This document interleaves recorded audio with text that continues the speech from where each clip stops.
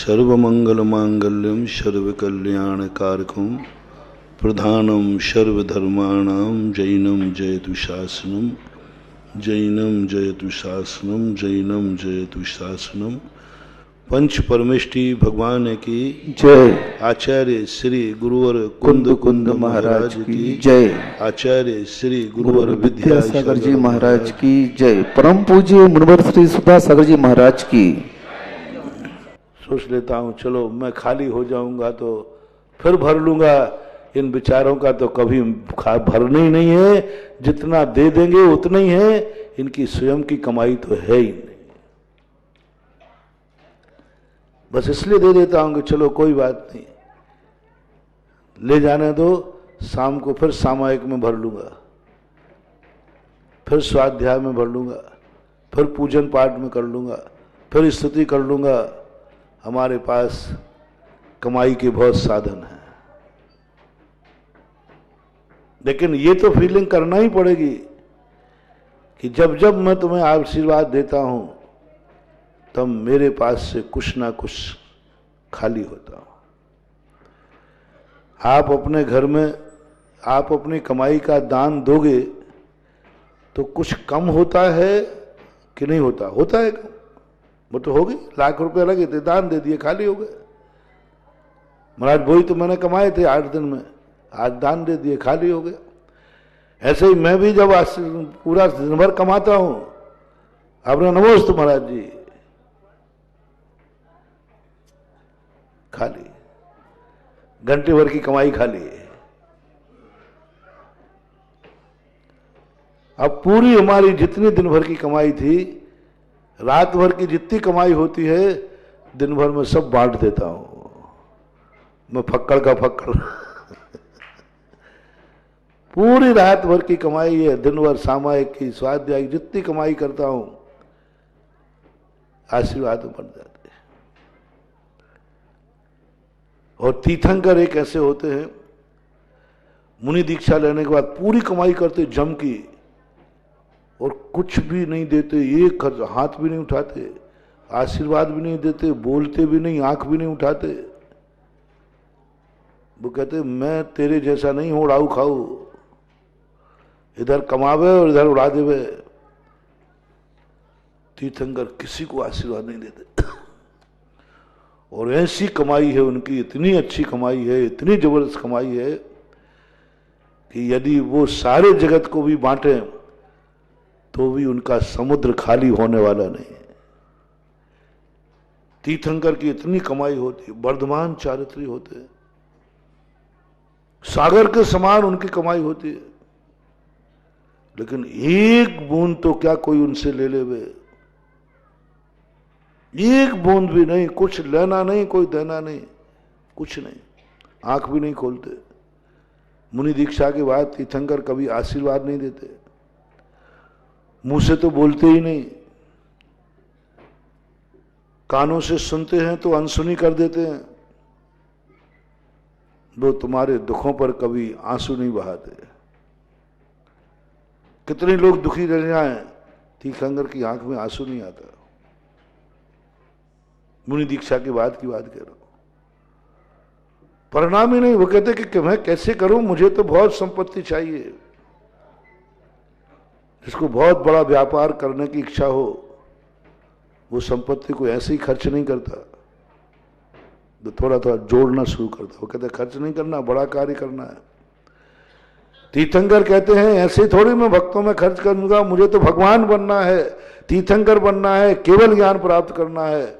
और बिना हमारे पुण्य का भंडार जब तक हाउसफुल नहीं होगा, पूरा बैंक बैलेंस हाउसफुल चाहिए, पूरा एकदम लबालब भरा हुआ हो,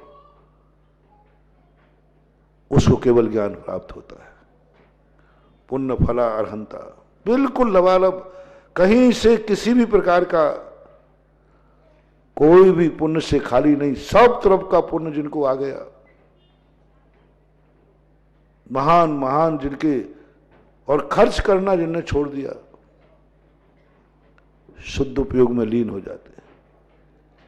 यहां तक महाराज की चर्चा की मूलाचार के अंदर कि वे व्यक्ति उनकी गोदी में तीर लगा हुआ हिरण आके गिर गया और हिरण चीख रहा है, महाराज बचाओ बचाओ। वो उसको बचाते ही रहे, देखते ही नहीं उस पर, हाथ ही नहीं फेरते, चाहे तो तीर निकाल दें तो बच जाए, सुनाई नहीं पड़ता उनको, शुद्ध उपयोग। और गोदी में पड़ा है हिरण, तड़प रहा है, चीख रहा है। वो अपने अंदर इतने चले गए कि वो कहते नहीं, यदि मैंने आंख खोल दी, इसकी आवाज सुन ली तो मुझे दया आएगी, करुणा आएगी और मुझे इसको कुछ देना पड़ेगा, देना पड़ेगा। और जब इसको दूंगा तो नियम से कुछ ना कुछ कमी आएगी, फिर मेरा केवल ज्ञान रुक जाएगा। इसलिए वो शुद्ध उपयोग में लीन हो जाते, कोई खबर नहीं, कोई पता नहीं, और उनको केवल ज्ञान प्राप्त हो जाता है। और जैसे ही केवल ज्ञान प्राप्त होता है, महाराज को तो केवल ज्ञान हो जाता है और हिरण का दुख तुरंत दूर हो जाता है। कैसी पैथी है जैन दर्शन की। महाराज यदि उसका दुख दूर करते तो महाराज को उतना अच्छा दुख दूर होता भी नहीं, और महाराज को भी केवल ज्ञान रुक जाता। लेकिन महाराज ने कहा कि नहीं, मैं तो अपने आत्मा में लीन होता हूं, दोनों काम हो गए, दोनों काम हो गए। ये खोज मात्र जैन दर्शन की है। जैन दर्शन के तीर्थंकरों ने खोजा ये काम। मैं तुझे कुछ दूंगा नहीं और तू मेरा दर्शन करेगा तो तेरा भंडार बने बना रहेगा नहीं। मैं तुझे दूंगा नहीं। सारी दुनिया देने के लिए बैठी है, कुछ लेने को बैठे, कुछ देने को बैठे। मां जैन दर्शन का एक भगवान ऐसा है जो ना लेता है और ना देता है। एक कौड़ी भी तुमसे नहीं लेता, कुछ लेने का सवाल ही नहीं है। और संसार में सबसे ज्यादा लोग जैनी अपने जिनेंद्र को देते हैं। जो लेता नहीं उसको देते हैं, जो लेता नहीं उसको देते हैं। आज तक किसी भगवान को दुनिया में किसी ने अपने भगवान को बैठने के लिए समूषण की रचना नहीं की, स्वर्णमय रचना नहीं की, किसी ने नहीं। बहुत सारी दुनिया में अपने अपने भगवान है, लेकिन किसी ने सोने का समूषण नहीं लिया। क्या वर्णन किया पूज्यवर नेमी चंद महाराज ने त्रिलोक सार में, महापुराण में, बहुत गजब का वर्णन। और जब 225 कमल देखते हैं, आज तक किसी में दुनिया के भगवानों में कभी किसी ने अपने भगवानों को कमल पे चलाया? 225 कमल, और वो भी किसके थे? उन निंद्र हेम नव पंकज पुंज कांति, सोने के थे। स्वर्णमयी कमल जिनको बिछा दिए, आज तक मैंने ऐसा सम्मान कहीं देखा नहीं। दुनिया में हर व्यक्ति अपने भगवान को चाहता है, भगवान को अधिक से अधिक, लेकिन जिनेन्द्र देव के भक्तों जैसी भक्ति मैंने कहीं नहीं देखी। और उनसे पूछो कि भाई ये कमल क्यों? दुनिया के भगवानों को तो भी कांटा चुभ जाए इसलिए फूल बिछाना समझ में आती है बात, कि भगवान को कांटा नहीं लग जाए, कोई कंकड़ नहीं चुभ जाए, पैर में फपोला ना आ जाए, छाले नहीं पड़ जाए। लेकिन जिनेन्द्र देव को तो कांटा लगना ही नहीं, कांटा लगना ही नहीं। उनका एक अतिशय है, कंटक रहित भूमि हो जाती है। जहां भगवान विहार करते हैं, आगे से बिल्कुल कांटे रहित भूमि हो जाती है। अतिशय है केवल ज्ञान। और दूसरी बात, जमीन पे चलें तो वो तो आकाश में चलते। फिर कमल क्यों? क्या है इन कमलों का उपयोगिता? वेस्टेज। हाँ, भगवान यदि पैर रख के चल जाए तो मुझे समझ में आता है कि बात ठीक है, हम लोग भगवान को जमीन पर नहीं चलने देंगे, कमल बिछाएंगे। हमारे भगवान को थोड़ा कंकड़ भी नहीं चुभना चाहिए। लेकिन तुम्हें मालूम है कि भगवान जमीन पे चलना ही नहीं है, वो तो आकाश में चलते। फिर 225 कमल क्यों? संसार में पहला दर्शन है जो, तो भक्त से पूछो क्या जरूरत है इनको? बोले इनको जरूरत होती तो मैं नहीं बिछाता, इनको जरूरत नहीं है इसलिए बिछा रहा हूं। ये लेते नहीं है इसलिए दे रहा हूं। गजमोती चढ़वा दिए भगवान को, गजमोती चढ़ा दिए। बात समझ में नहीं आई, क्या काम में? दुनिया के भगवान का चढ़ावा तो मुझे समझ में आ गया, क्योंकि जो चढ़ाते हैं भगवान खुद भोग लगा लेते हैं। ठीक बात है, भगवान को भूख लगती है, भक्त ने लाया भोग लगाने के चढ़ाते हैं, वो चढ़ाना मानते हैं। सोना चांदी बनाओ तो वो पहन लेते हैं, चलो अच्छा बात है, भगवान पहन रहे अच्छी बात है। हर भगवान का चढ़ावा बिल्कुल सीधा सीधा है, क्योंकि वो भगवान के काम आता है, भगवान उसका उपभोग करते हैं। लेकिन जिनेन्द्र देव के पास चरणों में चढ़ावा, ये समझ में नहीं आया क्यों, क्या कारण है? तुम्हारी वस्तु को, महाराज को, भगवान को मतलब ही नहीं है। तुम कुछ भी चढ़ाओ, गज मोती चढ़ाओ, मक्के के दाने चढ़ाओ, उनको कोई लेना देना ही नहीं है। फिर क्यों चढ़ा रहे हो? क्या लेना देना है? यदि ये रहस्य तुम्हें समझ में आ जाए, उस दिन तुम भी अपने हाथ में गजमोती लेकर मंदिर आ जाओगे। सुन रहे हो सुदामा लोगों? जो चावल लाने में भी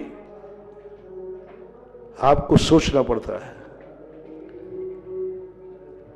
और यदि ये बात तुम समझ जाओ तो गजमोती लेकर के मंदिर आ जाओगे। जिनेन्द्र भगवान को समझना बहुत कठिन है। गजमोती चढ़ा दिए, क्या मतलब? यूं पड़ा रह गया।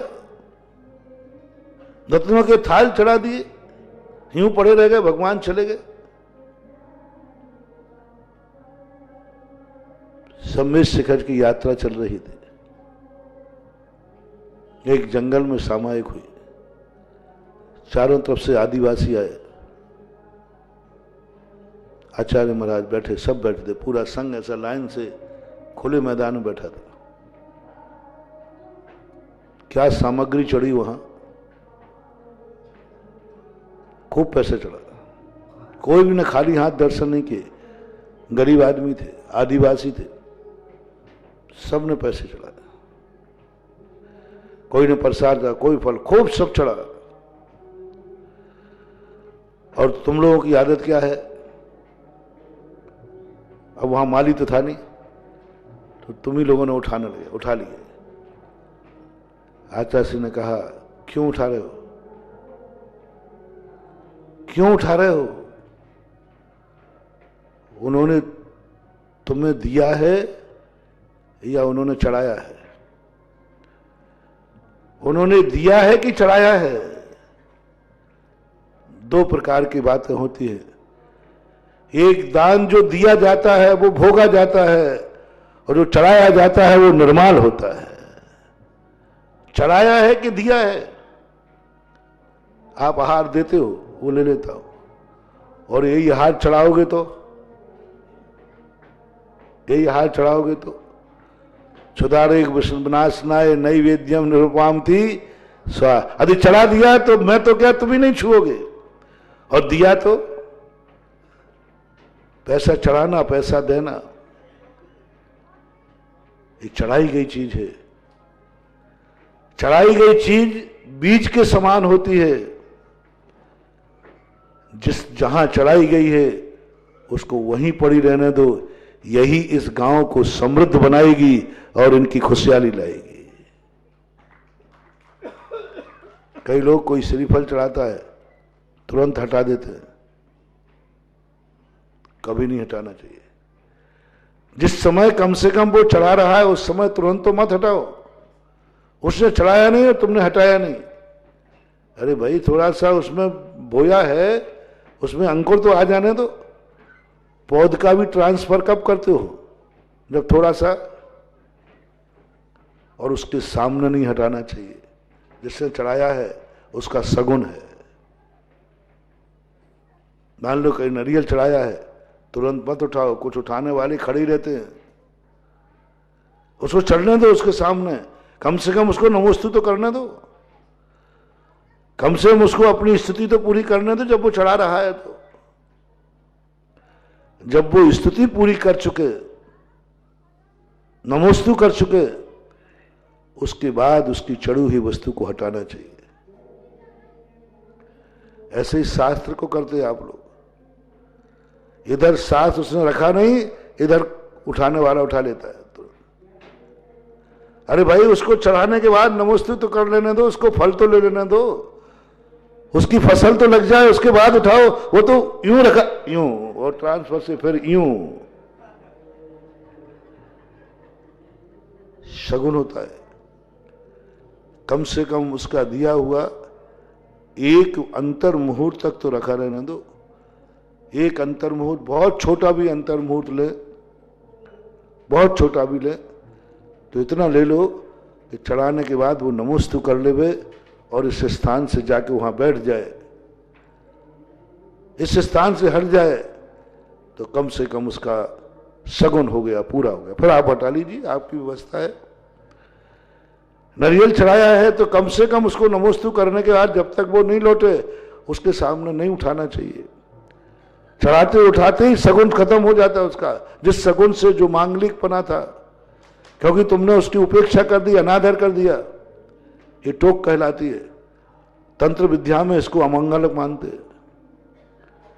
तंत्र विद्या में एक आता है कि कोई कहीं जा रहा है और कोई टोक दे तो गलत मानते।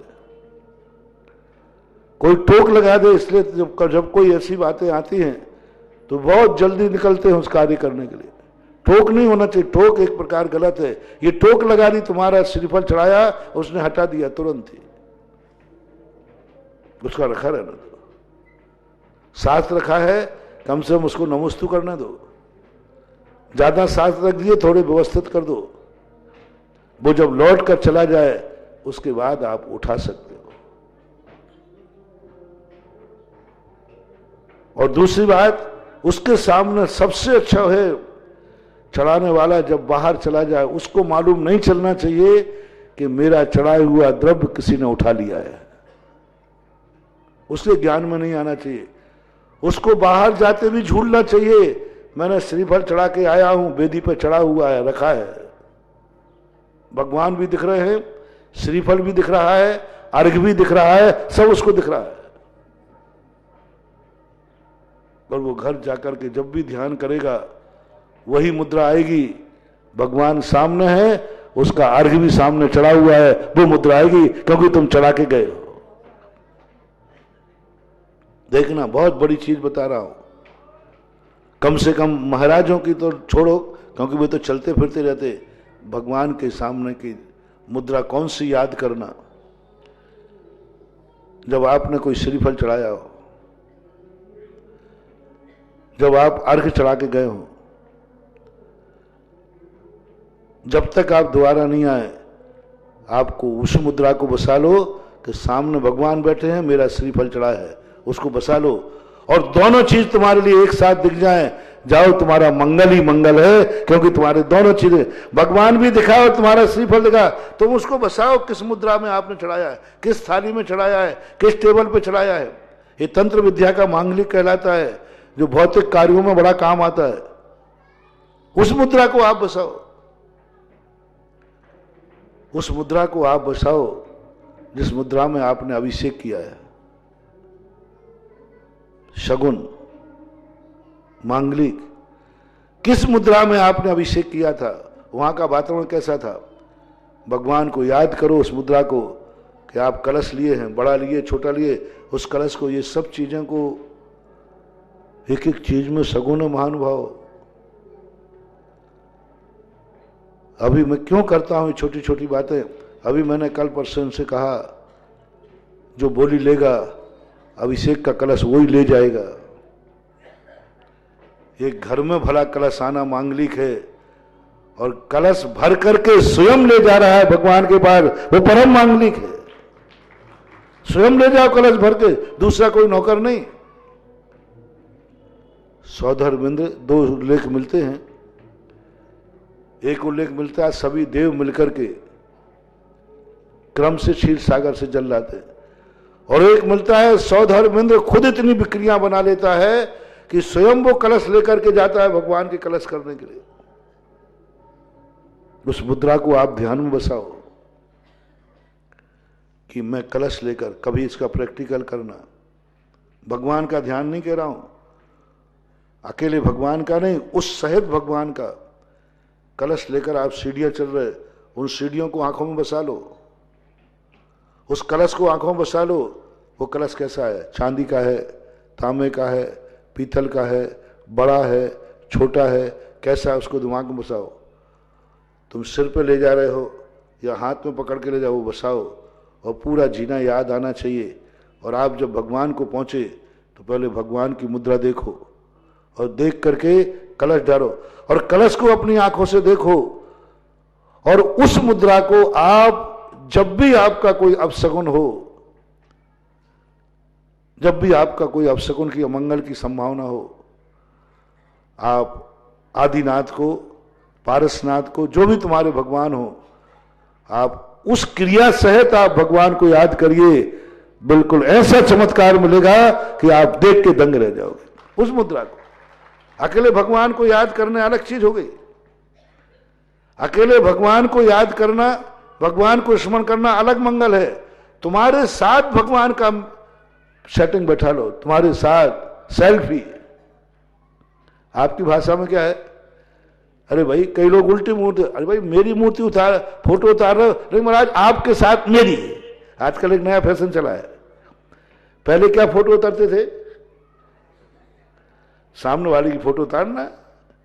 अब आज सामने वाले की में रुचि कम है। कौन सी फोटो की फैशन है? सेल्फी। महाराज जी आपकी फोटो तो चाहिए, लेकिन साथ में मैं हूं, साथ में वो चाहिए। बहुत मैंने सेल्फी पर चिंतन किया। मैंने कहा सेल्फी क्या चीज, क्यों आ रहा है ऐसा? हर व्यक्ति दूसरे के साथ अपनी पोज क्यों जोड़ना चाह रहा है? इसको शास्त्रों से प्रमाणित कैसे करूं? खोजते खोजते यहां पहुंचा कि अरे यहां भी सेल्फी। भगवान ही तुम्हें नहीं दिखना चाहिए, भगवान के साथ में तुम भी दिखना चाहिए कि मैं क्या कर रहा था भगवान में। अकेले भगवान का ध्यान करने से तुम्हारा संसार नहीं, मैं संसार की दृष्टि से बोल रहा हूं, अकेला का भगवान का ध्यान करने के लिए मुझे काफी है। मुझे अपने से ध्यान नहीं करना, भगवान का ध्यान करूंगा, कर्मों का क्षय होगा, मोक्ष मार्ग बनेगा, आराधना बनेगी, कर्म कटेंगे, वो सब होगा। लेकिन तंत्र विद्या में जो आपका अब सगुन सगुन में बदलना है, अमंगल को मंगल में बदलना है, तुम्हारे लिए ऐसा महसूस हो रहा है कि आज मुझे मंगल करना है।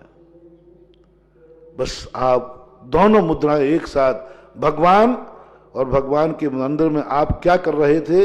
यदि नमोस्तु कर रहे थे तो भगवान और अपना नमोस्तु स्वयं दिखना चाहिए।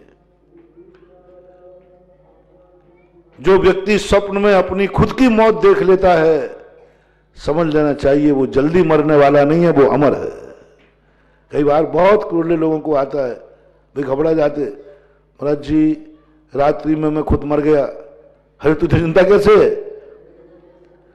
कहीं मैं मर गया और मैं ही खुद रो कौन रहा था? बोले मैं मर करके मैं ही खुद रो रहा था। अरे मैं मर गया, मैं मर गया। मैंने कहा जा तू अमर हो गया, अब जल्दी मरने वाला नहीं है। भगवान के दर्शन तो बहुत किए, लेकिन भगवान के साथ में तुम्हारे खुद का दर्शन हो जाए। मैं क्या कर रहा था? वहां जाप दे रहे थे, सामने भगवान बड़े बाबा बैठे हैं, तुम जाप दे रहे हो। दोनों मुद्रा एक साथ देखो, सेल्फी। ध्यान से सेल्फी करो, फोटो की बात नहीं कर रहा हूं, ध्यान में सेल्फी करो। ध्यान में उस अभिषेक की मुद्रा देखो। मैंने कलश लेके गया, भगवान पर अभिषेक धारा, मैंने शांति धारा की, वही सोने की झारी, वही भगवान की मुद्रा करते हुए आप खुद ध्यान कीजिए। वो कनेक्शन, वो एक साथ जो तुमने देखा है, उसका पावर बहुत बड़ा पावर है। लेकिन कुछ करोगे तभी तो देखोगे, करोगे तभी तो देखोगे। तो ऐसी चीजों के लिए विचार करना, मैंने भक्तांबर में पढ़ा, बताया था ना गुनाह के अंदर, कि अकेले भगवान का ध्यान करना और आप ग्रस्तों को अष्ट प्रात्याहार युक्त ज्ञान करना। मैंने हमेशा देखा कि ज्यादातर कृत्रिम चैत्यालयों में मूल नायक तीर्थंकर को बनाया जाता है। क्यों? सामान्य केवलियों को क्यों नहीं? भरत बाहुबली को क्यों नहीं? सिद्ध भगवान को क्यों नहीं? अरहंत तीर्थंकर को ही पूज्यवर जिनसेन स्वामी महाराज ने प्रतिष्ठा पाठ में लिखा, तीर्थंकर ही मूल नायक होंगे, और जो तुम्हारे क्षेत्र के हैं वही मूल नायक होंगे, दूसरे क्षेत्र के मूल नायक नहीं होंगे। हम सिमंदर भगवान को मूल नायक नहीं बना सकते। पूछ सकते हैं, पूछ सकते। आप ग्रस्त की बात कर रहा हूं। हमें ध्यान करने के लिए हम भरत बाहुबली का भी ध्यान कर सकते, कोई फर्क नहीं पड़ा, कोई फर्क नहीं पड़ने वाला। मैं भरत बाहुबली का ध्यान करूंगा, मेरे कर्म कटेंगे, मेरा ध्यान बहुत अच्छा होगा। मैं सिमंदर भगवान का ध्यान कर सकता हूं, आदिनाथ की जरूरत नहीं है, इन 24 तीर्थंकरों की जरूरत नहीं है, क्योंकि मुझे संसार नहीं बसाना है, मुझे संसार नहीं चाहिए, मुझे धन दौलत नहीं चाहिए, मुझे तो संसार का नाश करना है। जब संसार का नाश करना हो तब सिद्ध भगवान को ध्यान किया जाता है, और हम लोगों को हर क्रिया में सिद्ध भगवान की स्तुति बताई जाती है। कोई भी क्रिया करता हूं सिद्ध की, क्योंकि हमें संसार का नाश करना है। मुझे धन नहीं चाहिए, मुझे परिवार नहीं चाहिए, मुझे घर मकान नहीं चाहिए, मुझे तो यह शरीर भी नहीं चाहिए, मुझे भोजन पानी नहीं चाहिए, ये तो सब दवाइयां हैं, मजबूरी हैं। देखो, मुझे कुछ नहीं चाहिए, कुछ भी नहीं चाहिए। अब यही भाषा आप बोलो, दोहराना। मैंने कहा मुझे कुछ नहीं चाहिए, मुझे धन दौलत नहीं चाहिए, दोहराओ। और तुमने जो बोला वही होगा, ध्यान रखना। फिर मैं नहीं जानता, नहीं बाद में कहो महाराज जी हमने तो, आपने कहा था तो बोल दिया, और आज तुमने जो बोला वही होगा, वही होगा, पक्का है। लो चलो, आज हम नमोकार मंत्र पढ़ के आशीर्वाद दे रहे हैं। आज तुम्हारे मुंह से जो निकलेगा वही होगा, और मेरे मुंह से जो निकलेगा वही मेरे साथ होगा। यदि मैंने कह दिया मुझे धन दौलत नहीं चाहिए, तो मुझे इस अगले भाव में, इस भाव में धन दौलत नहीं मिलेगी, पक्का है, पक्का। 1 रुपया भी नहीं मिलेगा। और हमारी ऐसी दशा हो जाएगी कि कोई देना भी चाहे तो मैं लूंगा ही नहीं, मिलेगा कोई, सब तरफ से आएगा, पर मैं मिलूंगा ही नहीं। और तुम बोलोगे तो तुम्हारी ऐसी दशा हो जाएगी कि बेटा 1 रुपया नहीं आएगा, और यहां से लौट के घर पहुंचोगे तो रख के आए वो भी गायब मिलेगा। अब तुम्हें बोलना है, और डिटेल सब समझ में आ गई कि नहीं? आज जो बोलेगा, जो मैं बोलूंगा वही तुम्हें बोलना है, जो मेरा होगा वही तुम्हारा होगा। हमारी अकल की नकल तुम कर लो, जो कल कविता बोली थी ना, मेरी अकल की नकल तुम्हें करना है। मैं बोल रहा हूं, हे भगवान, जन्म जन्म तक मैं धन नहीं चाहता हूं, मुझे धन नहीं चाहिए, नहीं मिलना चाहिए। अब आपको बोलना है। छनसन तू तो बोल दे भैया, तू तो कभी, अरे महाराज जी अभी नहीं, थोड़ा सा थोड़े दिन बाद बोलूंगा, यही कहोगे ना? महिलाएं आप लोग बोल सकते? अरे मैं 3 बार बोल चुका, तुम एक बार भी नहीं बोले। मुझे घर नहीं चाहिए, अब आप बोलो, और जो बोलेगा उसका घर नीलाम होगा। बोलो ना। मुझे परिवार नहीं चाहिए, है भगवान, मुझे कभी कपड़े भी नहीं चाहिए। अब आप बोलो, बोलते नहीं हो? बोल भाई, तरुण तू बोल दे भाई। वो तीनों मेजॉरिटी पर, पवन, तरुण, चंद्रेश, तीनों सलाह करके बोल दो, कहे भगवान मेरी जिंदगी ऐसी हो जाए, मुझे वस्त्र नहीं चाहिए। कहां से बोल पाओगे? ग्रस्त कहता है, हमारे पूज्य आचार्य महाराज ने लिखा, वह साधु कौड़ी का नहीं जिसके पास कौड़ी भी नहीं, और ग्रस्त कौड़ी का नहीं जिसके पास कौड़ी भी नहीं है। वो साधु कौड़ी का नहीं जिसके पास कौड़ी भी है। एक कौड़ी भी साधु के पास है तो वो साधु नहीं, और वह ग्रस्त कौड़ी का नहीं जिसके पास कौड़ी ना हो। ग्रस्त की तो गृहस्थी, धन भी चाहिए, मकान भी चाहिए, परिवार भी चाहिए, वस्त्र भी चाहिए, सारा वैभव चाहिए गृहस्थी के लिए। उन्होंने कहा नहीं, इनको हर किसी का ध्यान नहीं करेंगे। इनके मंदिर में मूल नायक सिद्ध भगवान नहीं बैठेंगे, भरत बाहुबली नहीं बैठेंगे, क्योंकि ये बाह्य वैभव से रहित है, ये अंतरंग वैभव से तो सहित हैं। अंतरंग वैभव चाहिए मुनिराज को, और तुम्हारे लिए अंतरंग वैभव तो श्रद्धा में है और बाह्य वैभव क्रिया में है। अंदर से आपका भी भाव है कि मैं इन सबसे रहित हो जाऊं, लेकिन क्रिया में क्या है? अंतरंग में भाव है कि सब धन दौलत परिवार से मुक्त होकर मैं भी मुनि बनूं, ये क्रिया में है कि श्रद्धा में है? बोलो, श्रद्धा में, क्रिया में नहीं। क्रिया में तो चाहिए है, श्रद्धा में नहीं चाहिए, क्रिया में चाहिए, धन दौलत सब चाहिए। तो जिनवाणी ने कहा, गृहस्थ को मंदिर है, ये मंदिर हम लोगों के लिए नहीं है। कोई हम लोगों को मंदिर नहीं है, हम लोगों को अभिषेक नहीं, पूजन नहीं है, तो हम तुम्हारे लिए बैठ जाते हैं। गजब की बात।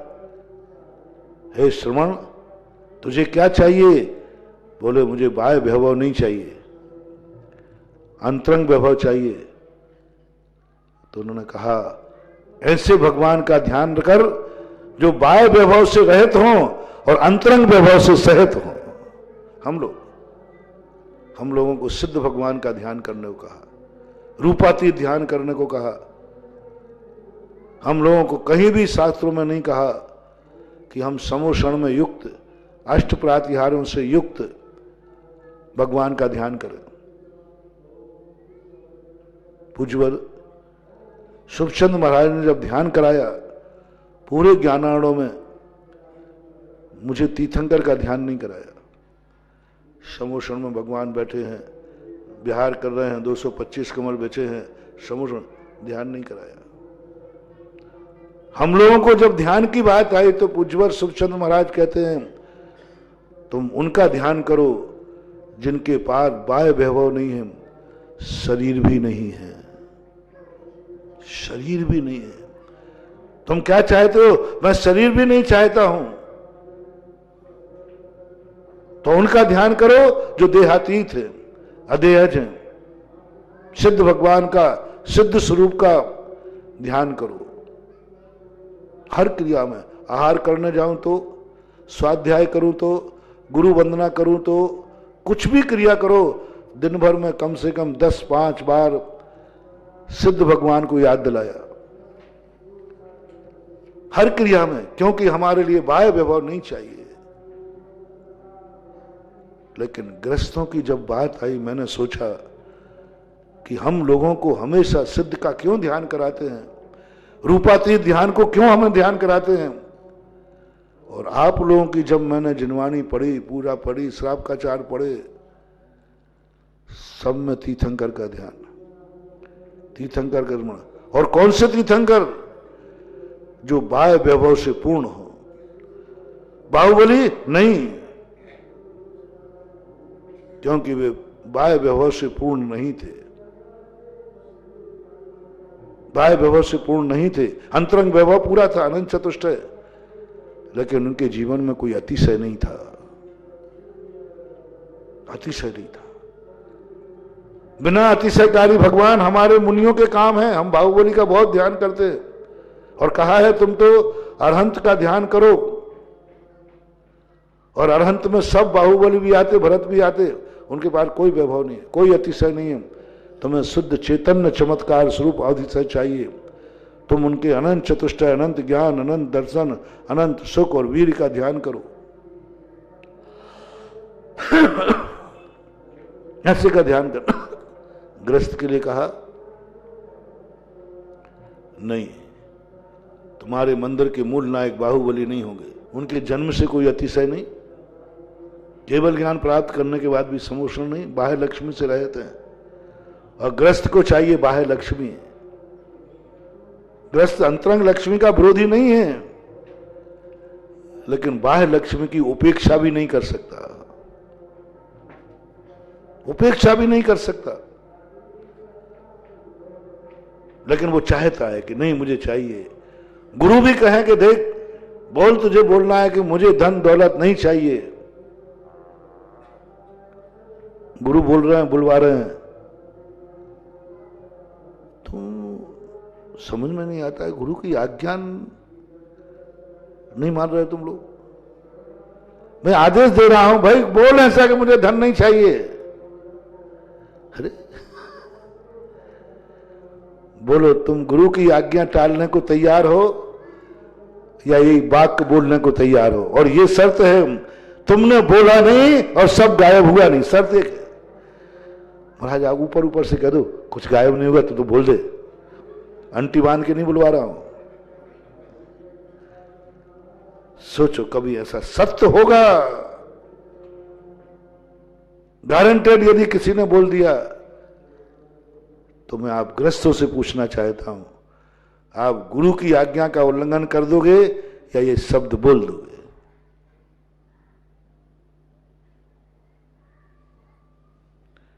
इतनी शांति तो मैंने कभी किसी ने देखी ही नहीं। सांप सूख गया, सांप। गुरु की आज्ञा का उल्लंघन है और यह वाक्य कहना है, और दो वाक्य कहा और सब गायब हो जाएगा। और मैं 3 बार बोल रहा हूं, 100 बार कहो तो 100 बार बोल दूं, मुझे डर ही नहीं। मैं तो चाहते ही हूं कि ये धन दौलत परिग्रह मेरे पास भी ना भटके, इस जन्म में नहीं, जन्म जन्म तक नहीं भटके। अब मैं तुमसे कह रहा हूं, तुम्हारी हिम्मत हो, है कोई गुरु भक्त आज्ञाकारी, आज्ञा शुरू और पानी पे चढ़ाओ। अंतरंग चेतना क्या बोल रही है? साहस की बात है, अंतरंग चेतना की बात है। अंदर से पूछ रहा हूं, अंदर से बोलो, लेकिन शर्त ध्यान रखना। और वही शर्त तो प्राण ले रही, बाकी तो मैं 100 बार बोल दूं अभी। हाल आपने कह दिया कि बोला और सब गया। महाराज जी अब आप ही बताओ, आप ही मेरे गुरु जी, आप ही बताओ महाराज जी हम क्या करें? पहली बात तो आपकी गलती, आप ऐसी आज्ञा देते क्यों? लगा दो आरोप, जल्दी लगाओ। महाराज ये सब गलती आपकी है। आप लोग हमारी मजबूरी का फायदा उठा रहे हो, समर्पण और श्रद्धा का फायदा उठा रहे। आपको ऐसे बोलना ही नहीं चाहिए। मैं तो बोलूंगा भाई। अब मेरे से पूछना महाराज जी मुझे क्या करना चाहिए? मेरे से पूछो, गुरु महाराज अब आप ही बताओ। जब सारे रास्ते तुम्हारे बंद हो जाएं, एक और कह रहा हो कि नहीं गुरु की आज्ञा का उल्लंघन, और एक और सब कुछ नाश, अब मैं क्या करूं? इस दुविधा में पड़े हो तो इसका समाधान दुनिया का कोई व्यक्ति नहीं दे पाए। जिसके पास जाओगे वही कहेगा ये तो दुविधा भरा प्रश्न है, मैं कैसे कह दूं। आप किसी से भी पूछना, जितने तुम्हारे साथी हों, भक्त हों, वे उनसे पूछना कि भैया महाराज जी की आज्ञा उल्लंघन करूं या ये शब्द बोल दूं, पूरा डिटेल बताना आगे पीछे। ये बोलूंगा तो सब गायब हो जाएगा, और देखो तो सब कहेंगे भैया ये तो कठिन प्रश्न है। जब दुनिया में कहीं हल नहीं मिले तो अर्जुन बन जाओ और ताजश्री के सामने जाके कहो ताजश्री ये बताओ तुम्हारे प्राण कैसे लिए जाएं, और तो कोई बता नहीं पाएगा। ताजश्री को हराने के लिए ताजश्री के पास ही पहुंचना पड़ेगा, उन्हीं से पूछना पड़ेगा, क्योंकि हर व्यक्ति ने एक ही बात कही। अर्जुन सबके पास गया, द्रोणाचार्य के पास, कृपाचार्य के पास, सबके कन्हैया जी के पास गया कि ताजश्री को कैसे हराएं, और तो सबसे निपट लूंगा। हर व्यक्ति ने एक ही जवाब दिया, ताजश्री को हराने का कोई उपाय नहीं है, और जब तक ताजश्री खड़े रहेंगे युद्ध बंद नहीं होगा और पांडवों का हारना निश्चित है, क्योंकि ताजश्री को कोई मार नहीं सकेगा। वैष्णव दर्शन में उनको इच्छा मृत्यु का वरदान था, जैन दर्शन के अनुसार वो बड़े योद्धा थे, कोई नहीं हरा सकता उनको। हर व्यक्ति ने एक ही बात कह दी, सब हार सकते हैं, तक ताजश्री जिस पक्ष में खड़े हम वो पक्ष कभी हारेगा नहीं, और ताजश्री जब तक हैं पांडवों की सारी सेना खत्म हो चुकी थी, हताश हो गए थे। कृष्ण जी थक गए थे संहार देख करके, बहुत थक चुके थे। अर्जुन कहते हैं मधुसूदन आपने तो युद्ध लड़ाया था हमारा, और कहा था युद्ध लड़ो विजय होगी। वो मुनिराज भी सामने से आ रहे थे, तब आपने कहा था देखो शगुन हो रहा है, मुनिराज सामने आ रहे हैं। एक दिन हमने सुनाया था, दिगंबर मुनिराज सामने आते दिख जाएं समझ लेना इससे बड़ा मंगल और शुभ कुछ होता नहीं। सामने सम्मुख आ रहे हो, जैसे सामने से तुम्हारी तरफ मुख आ रहे हो और महाराज दिख जाएं, बहुत शुभ मानते। तो क्या हुआ, मधुसूदन भी कोई जवाब नहीं दे पाए।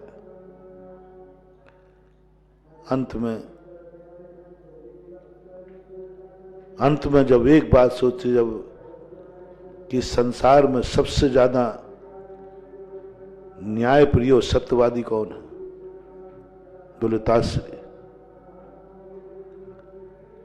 और अर्जुन शाम को उन्हीं के पास पहुंच गया कि ताजश्री आज यदि तुम मेरे तात हो और मैं तुम्हारा अंश हूं, वंश हूं, तो आज मुझे एक आशीर्वाद दो। बोलो क्या आशीर्वाद चाहते हो अर्जुन? बोले आपके प्राण कैसे लिए जाए। ताजश्री ने बताया, सबको मालूम है आगे की घटना।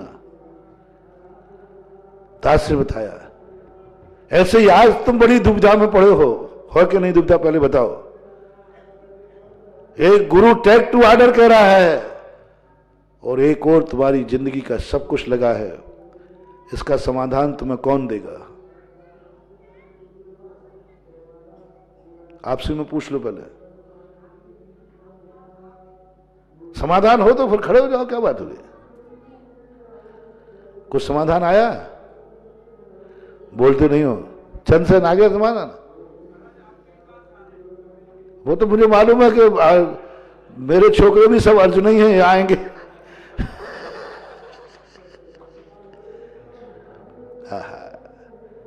जिनवानी ध्यान रखना, ताजश्री के पास कैसे हिम्मत हुई अर्जुन की।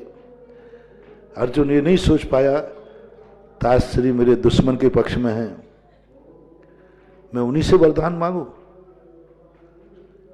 ताजश्री कैसे देंगे हमें? दुश्मन के पक्ष में लड़ रहे हैं, दुर्योधन के पक्ष में थे, वो दुश्मन को कैसे परामर्श देते हैं? वारे अर्जुन। अर्जुन कहता है सूर्य उदय सूर्य अस्त के समय पर वो दुर्योधन के पक्ष में है, से समय वो धर्म के पक्ष में है।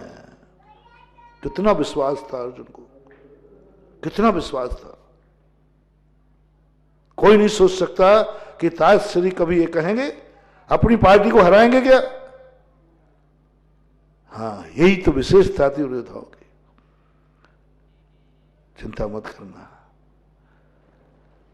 अच्छा, तुम अपने गुरु पर क्या विश्वास है, क्या करेगा वो? पहले तुम अपनी वो एग्जिट पोल कुछ होता है ना ऐसा, एग्जिट पोल क्या बोलता है? एग्जिट पोल क्या बोलता है? गुरु महाराज क्या कहेंगे? मैंने आज्ञा दी है, आदेश दिया है तुम्हें, न बोलना है तुम्हें, और बोलने के फल भी बता दिया। बोले तो सब गायब हो जाएगा। अब तुम आ जाओ सब गुरु के पास, जिसको तुम गुरु मानते हो, उस सब ने आदेश दिया अपने अपने गुरु के पास पहुंच जाओ। तुम्हारा एग्जिट पोल क्या बोलता है? गुरु महाराज क्या? देखो, फिर अभी तक तो फिर भी तुम बच सकते हो, और गुरु महाराज से तुमने पूछ लिया और फिर तुमने कह दिया, वो गुरु ने कहा कि नहीं ये करना है, और फिर तुमने टूपुर की, तो बेटा वहीं भस्म हो जाओगे। अब ये और आफत है, वहीं भस्म हो जाओगे फिर, क्योंकि अभी तो उपदेश हो रहा है, और अकेले पूछने जाओगे तो आदेश हो जाएगा।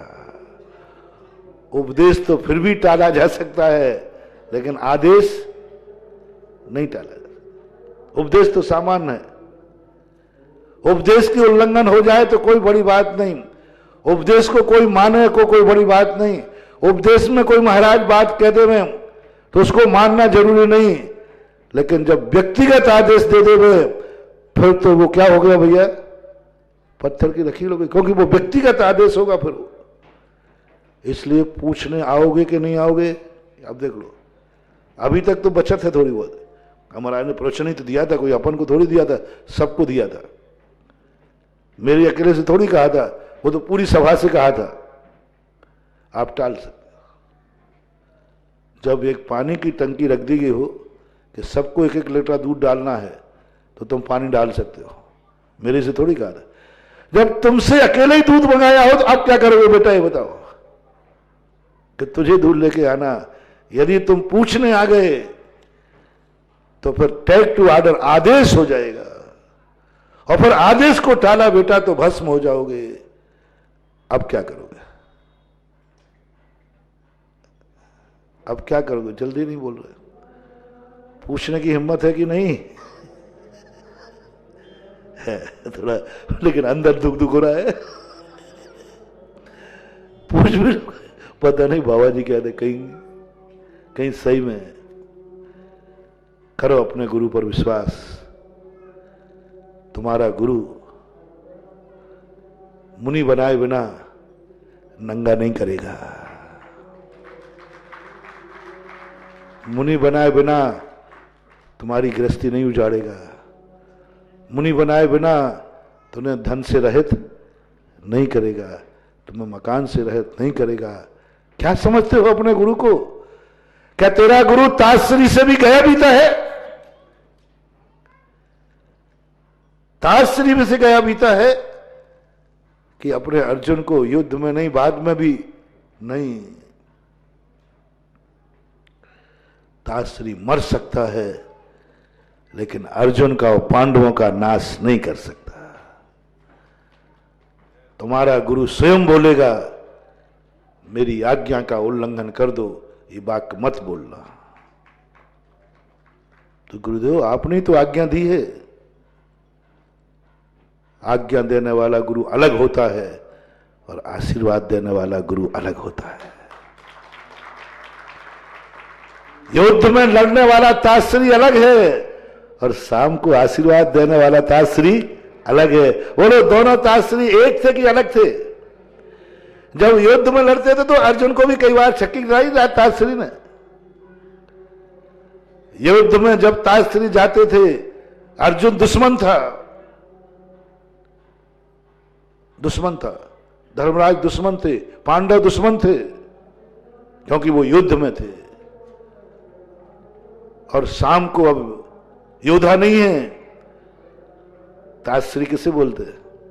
घर के अब आशीर्वाद देने वाला ताश्री अलग है और बाण चलाने वाला ताश्री अलग है। महान आत्माएं सदा दो रूप में होती हैं, दो रूप में होती हैं। राजा जब राजगद्दी पर बैठता था, अपने बेटे को भी सूली चढ़ा देता था और घर आकर के फूट फूट के रोता था। हमारे शास्त्रों में एक कहानी ऐसी आई कि जब एक राजा ने अपने बेटे को सूली देने के बाद घर आके रोने लगा। रानी कहती इतने क्यों रो रहे? बोले एक ही बेटा था, मर गया। बहुत था। तो फिर तुम्ही ने तो दिए? बोले नहीं, मैंने नहीं दिए। बोले सूली पे तुमने दिए? बोले नहीं दी है, राजा ने दी है। तो फिर रो कौन रहा है? बोले पिता रो रहा है, राजा सूली दे रहा है। दो रूप कैसे थे राजाओं के? कैसे थे वे आत्माएं? कौन बैठता है राजगद्दी पर? कौन महान होता है जो स्पष्ट करे मैंने नहीं दी, बेटे को सूली नहीं दी, राजा ने अपराधी को दंड दिया है। और रो कौन रहा है? पिता बेटे के लिए रो रहा है। ऐसे दो रूप जिसके बन जाते हैं, वही संसार का नेता, गुरु, राजा और पिता बनने लायक होता है। किसी भी चीज का यदि मुखिया बनना है तो उसके दो रूप होना चाहिए। साधु बनना अलग चीज है और गुरु बनना अलग चीज है। हर साधु गुरु नहीं हो सकता। जो गुरु होते हैं वे तो साधु होते ही हैं। गुरु को बनने के लिए दो रूप होना चाहिए। एक रूप वाला साधु हो सकता है, गुरु नहीं हो सकता। मैंने गुरु पूर्णिमा के दिन बताया था, गुरु साधु अपने आप में है, खुद में है, खुद साधना में तत्पर है, उसे दूसरे की जरूरत नहीं है दूसरे। लेकिन गुरु का संबंध शिष्य से होता है। शिष्य है तो गुरु है, नहीं तो साधु है। भक्त है तो भगवान है, नहीं तो अरहंत है। तो शिष्य के अब यहां पर गुरु को दो रूप धारण करना है। गुरुजी आपने ही तो आज्ञा दी है और आप ये आशीर्वाद दे रहे हो कि गुरु की आज्ञा टाल दो। और एक ही चीज है, दो गुरु हो तो फिर भी चल जाए, दो गुरु हो तो फिर भी चल जाए, तो मैं उसकी बात नहीं मानना है, टाल दो, पक्कड़ थोड़ी होना है। वही गुरु कह रहा है कि आज्ञा मैंने दी है, जब आज्ञा दे रहा है। और जब तुम नमोस्तु किया गुरुदेव, मैं क्या करूं इन दोनों में से? तो गुरु कहता है आशीर्वाद है, आज्ञा टाल दो। गुरु के दो रूप। आदेश देते समय अलग होता है गुरु और आशीर्वाद देते समय अलग होता है गुरु। तुम्हें क्या उम्मीद है कि तुम्हारा गुरु का एक ही रूप रहेगा या दो रूप रहेंगे? अपने अपने गुरु को देख लो कैसे है तुम्हारे गुरु। यदि तुम्हें ये पता चल जाए, अर्जुन को ये पता चल जाता कि ताश्री वैसा ही है जैसा युद्ध में है, तो कदापि नमोस्तु करने कदापि नहीं जाता। वो कहता वो तो ये दुश्मन है हमारा। लेकिन ताश्री जानते थे। मीटिंग हुई, इसमें बड़ी मीटिंग हुई ताश्री पे जाने के पहले। तब कृष्ण ने कहा अर्जुन, ताश्री का एक रूप नहीं है, ताश्री का एक रूप मत देखो। अभी युद्ध में हमने तीरों का रूप देखा है, दुश्मन का रूप देखा है। जब तुम चरण छुओगे तो वे दादा के रूप में दिखेंगे और वरद हस्त तुम्हें देंगे। जाके देख लो। अर्जुन कहता है ऐसे कैसे होगा? बोले होगा। और हुआ वही,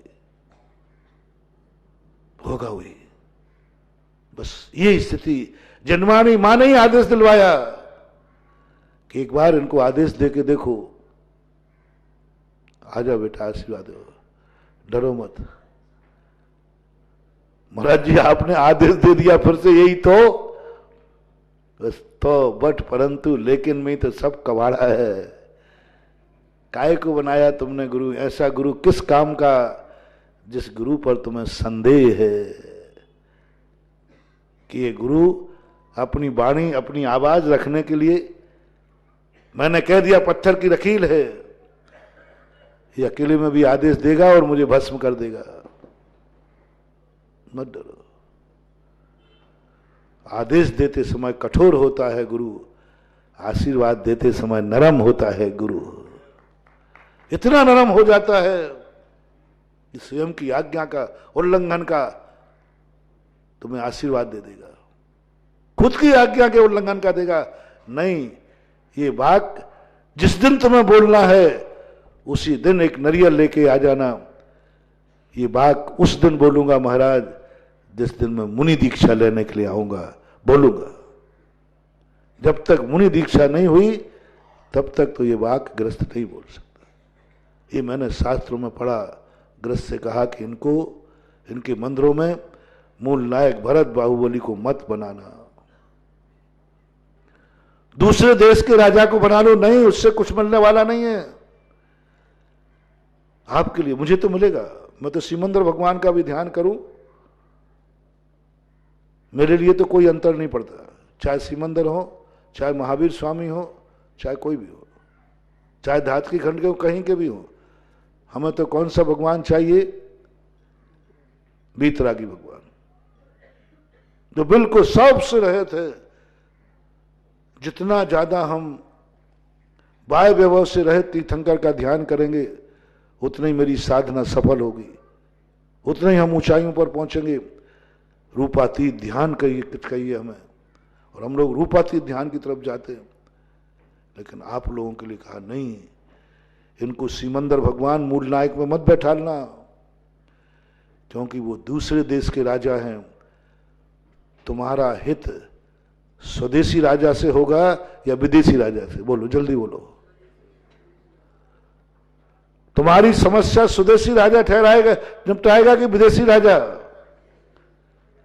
हमारा तो कोई भी नहीं, क्योंकि हमारी तो समस्या ही नहीं है, निपटाएगा क्या? हमारी तो समस्या ही नहीं है। तो चाहे सिमंदर हो, चाहे महावीर स्वामी हो, तुम्हारे लिए जिनवाणी कहती है जिनसन स्वामी, इनको विदेशी तीर्थंकर मत बैठालना। सिमंदर भगवान को मूल नायक बनाकर बंदर में बैठालना, भरत क्षेत्र पर विदेशी राजा को बैठालकर अपनी जिंदगी की सुख की कामना करना। ऐसे बंदरों की पूजा करने वाले का मरण भी अच्छा नहीं होता। गृहस्थ की बात कर रहा हूं, मुनिराज को मैंने पहले ही छूट दे दी। मैं सिमंदर भगवान का बहुत फैन हूं, बहुत ध्यान करता हूं, बहुत ध्यान करता हूं। जब भी मेरे मन में धार्मिक शंकाएं होती हैं तो ध्यान में मैं सिमंदर भगवान के समोषण में पहुंचता हूं, मन से, वैसे मत बता देना, ध्यान में। और वही कल्पना करता हूं, भगवान आप बैठे हैं और मैं प्रश्न पूछ रहा हूं, आप समाधान दीजिए। हमारे हो जाते, बहुत बार होते। जिज्ञासा समाधान में मंगलाचरण करने के पहले उन्हीं को ध्यान करके बैठता हूं, प्रभु लाज रखना, दिमाग ठीक रखना, पता नहीं कौन सा प्रश्न आ जाए। हो जाता है, क्योंकि मुझे कोई अदालत नहीं है, लेकिन तुम्हारे लिए नहीं। तुम्हारी अदालत तो ऐसी है, तुम्हारा थाना तो ऐसा है। कई बार रास्ते में एक्सीडेंट होते हैं, बोर्ड के इस तरफ हुआ तो ये थाने वाला, और बोर्ड के उस तरफ हुआ तो वो रिपोर्ट ही नहीं लिखता। पुलिस वाला खड़ा है, बोले साहब मेरे थाने में नहीं है। कोई नहीं पूछेगा तुम्हें। तुम्हें तो देखना है कि हमारा कोर्ट कौन सा है, लिखा रहता है। यदि बिजौलिया वाले अपना कोई केस दूसरे गांव में, दूसरे जिले में ले जाए तो वो कहेंगे नहीं, ये कोर्ट वहीं चलेगा, क्योंकि तुम अपराधी हो। तुम्हारा कोर्ट का राजा कौन है? भारतवर्ष में सारे खंड में यदि कोई अपना मंदिर बनावे तो मूल नायक 24 भगवान को छोड़ करके अन्य किसी को मत बनाना, अन्यथा तुम्हारा फैसला नहीं होगा और तुम्हारी अदालत नहीं निपटेगी। तुम जिंदगी भर घूमते रहोगे, कोई नहीं पूछने वाला, क्योंकि गृहस्थ हो आप।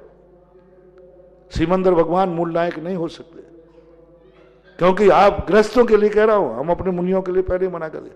सिद्ध भगवान मूल नायक नहीं हो सकते, भरत बाहुबली मूल नायक नहीं हो सकते, क्योंकि आप गृहस्थ हैं। तो गृहस्थ को कौन से भगवान चाहिए? जिनके पास पूर्ण पूर्ण बाय वैभव हो। उनसे बड़ा किसी के पास वैभव नहीं हो। जन्म से जिनके पास 10 अतिशय हो, तुम्हें अतिशय चाहिए, चमत्कार चाहिए। तुम्हारा कर्म, तुम्हारी दुर्घटनाएं ऐसी खतरनाक हैं कि कब कौन सी घटना घट जाए, दवाई तक न खा पाओ, डॉक्टर तक नहीं पहुंच पाओ, ऐसी जिंदगी में तुम्हारी आ सकती है। तो तुम्हें वो चाहिए जो जन्म से ही अतिशय लेके आया हो, जन्म से अतिशय लेके आया हो, जिनके जन्म के समय अतिशय तीर्थंकर चाहिए, और जिनके बाद देवों के केवल ज्ञान के 34 अतिशय चाहिए तुम्हें। क्योंकि इन 34 अतिशय वाले भगवान को तुम्हें चाहिए, क्योंकि तुम्हें चमत्कार चाहिए, आकस्मिक घटना चाहिए, अप्रत्याशित घटना चाहिए, ऑपरेशन सीरियस है। तुम 34 अतिशय वाले भगवान को याद रखना और 24 में से किसी एक को याद करना। संकट के समय, पूजा के समय तो भरत बाहुबली करना, संकट के समय, विपदाओं के समय उन भगवान को याद करो जिनके पास 34 अतिशय है। और उनमें से हर अतिशय का एक बार मैंने गुना में बजरंगगढ़ के अंदर सभी को अभिषेक करने वालों को समझाया था। उस समय 34 अतिशय का बताया था। कौन सा अतिशय कब याद करना? जब तुम्हें एक उदाहरण ले लेता हूं। जैसे अकाल पड़ने की स्थिति है तो आप भगवान को याद करें। 24 में से किसी को भी सुभिक्षता नाम का अतिशय किसके पास है? भरत बाहुबली के पास नहीं। सुभिक्षता नाम का अतिशय जो है तीर्थंकर के पास है। आप शांतिनाथ, पारसनाथ बस याद करो, भगवान जहां आप विराजते हैं 100 योजन तक सुभिक्ष पड़ता है। सुभिक्ष का अर्थ क्या है? कोई महामारी नहीं, कोई अकाल नहीं, 6 ऋतु के फल, चारों तरफ से पृथ्वी हरी हरी हो जाती है, चारों तरफ से, सब तरफ से कोई प्रकार का कोई कमी नहीं रहती। ऐसा 100 योजन को ध्यान करो, 100 योजन का ध्यान करो प्रतिदिन। ध्यान में बैठकर भगवान बैठे हैं, देखो 100 योजन तक पृथ्वी में हर तालाब भरा हुआ है, हर खेत हरा भरा है, चारों तरफ से कोई किसी का दुखी नहीं, कोई सुभिक्षता ही सुभिक्षता है। ऐसे भगवान का ध्यान करो। आप करते करते देख लेना, जो अकाल तुम्हारी दुनिया में आने वाला था वो सारे खेतों में आ जाएगा और तुम्हारा खेत ओलों से बच जाएगा। कौन से भगवान? तीर्थंकर नहीं, सुभिक्षता युग, सुभिक्षता युग। आपका जब पेट की धड़न चली जाए, संग्रहण की बीमारी आ जाए, दस्त लगने लग जाए, पेचिस लगने लग जाए, बार बार जा रहे हो, यह इतने तेजी से आ रहा है कि वहां तक पहुंच भी नहीं पा रहे, तीर्थंकर ठीक नहीं करेंगे। कौन से तीर्थंकर को याद करना? मलमूत्र रहित अतिशय से युक्त है तीर्थंकर। भौतिक दृष्टि बता रहा हूं, पारमार्थिक दृष्टि नहीं बता रहा हूं, क्योंकि आपको उपदेश दे रहा हूं। आप थोड़ा सा ध्यान करके देखना। मलमूत्र रहित तीर्थंकर हमारे तीर्थंकर, उनको है जिंदगी में सब खाते हैं पीते हैं, ना लघु शंका जाते हैं, ना शौच जाते, बाथरूम होते ही नहीं, बाथरूम आते ही नहीं। मलमूत्र से रहित, मलमूत्र से रहित तीर्थंकर का याद करो। बंदे तद्गुण लब्धे। जैसे तीर्थंकर को याद करोगे वैसे ही तुम्हारे में घटित होगा, तुम्हारी भी पोटी बंद होने लग जाएगी और ठीक होने लग जाओगे। पेचिस खून की पेचिस है। आप मलमूत्र रहित तीर्थंकर को याद कीजिए। जिस मुद्रा को ध्यान करना है, बंदे तद्गुण लब्धे, मलमूत्र से रहित वाले को ध्यान करोगे, मलमूत्र से तुम परेशान हो, आपके शरीर में दुर्गंध आती है, पसीना आता है, बहुत दुर्गंधयुक्त है, बहुत सारी क्रीमें लगा ली, 6 महीने मेरी एक क्रीम लगा लो। स्वेद रहित तीर्थंकर के अतिशय का ध्यान रखो। स्वेद रहित अतिशय जो होता है, मेरे भगवान, जो भी तुम्हारे भगवान मंदिर में हो, मेरे भगवान स्वेद रहित है, कभी उनको पसीना नहीं आता। कैसी निर्मल काया है, कैसी निर्मल, जन्म से ही पसीना नहीं आता। और ऐसे निर्मल कायाधारी तीर्थंकर को मैं नमस्कार करता हूं, स्वेद रहित पसीना। आप चमत्कार देखना इसका क्या होता है। एक एक अतिशय ऐसा ही है। आपकी क्षमता कम पड़ रही है। अभी सब लोगों के लिए चलो एक मंत्र देता हूं कोरोना से बचने के लिए। क्षमता, मैं देखो कोरोना वो भी जीव है, उसको मारने का भाव तो मैं करूंगा नहीं, मारने की दवाई तो मैं दूंगा नहीं। देखो मेरे से मारने, भले वो दुनिया को मार रहा है लेकिन मैं उसको मारने की बात सोचूंगा भी नहीं, क्योंकि वो भी एक जीवात्मा है। पर मैं ऐसी शक्ति का मंत्र तुम्हें देता हूं, तुम्हें मारने का भी दोष नहीं लगेगा और वो तुम्हारा बाल बांका भी नहीं कर पाएगा। कौन सा? क्षमता बढ़ाओ, क्षमता। श्वेत रक्त युक्त तीर्थंकर का ध्यान करो, श्वेत रक्त युक्त पारसनाथ, आदिनाथ, जो भी तुम्हें करना हो, जो तुम्हारे भगवान, जो भी मूर्ति तुम्हारे दिमाग में बसी हो, श्वेत रक्त युक्त। भगवान का शरीर का खून कैसा होता है? श्वेत। और अपने शरीर में डॉक्टर बताते हैं श्वेत कण जिनके पावरफुल होते हैं, पावरफुल होते हैं, कोई वायरस आ भी जाए तो कुछ भी नहीं बिगाड़ पाता।